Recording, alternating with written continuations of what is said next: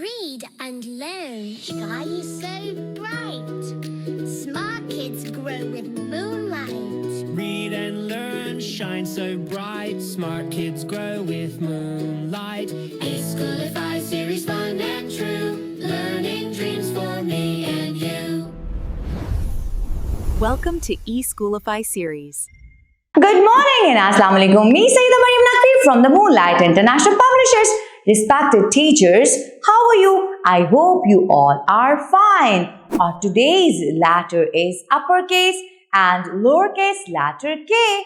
Expected learning outcomes are: the student is expected to identify the uppercase and lowercase letters K and K. Learn the words that start with the sound k, k, k, k, k, k, and learn the formation of letters capital K and small k. So, in your class, first of all, visualize the flashcards of different objects that start with letter K. After that, make two flashcards. One is for uppercase, one is for lowercase. So, write the uppercase and lowercase on 4 lines.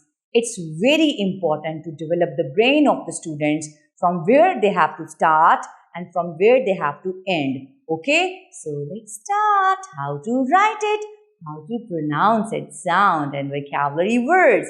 Start from the first line, come straight down, make slant line, make another slant line. It will make capital K. Start from the first line, come straight down. Start from second line, make slant line, make another slant line. It will make lowercase letter K, capital K, small k, and the sound of K is K. K, K, K. K, K, king. K, K, kiwi. K, K, kangaroo. K, K, E. Act of kindness. Always help others when they are in need.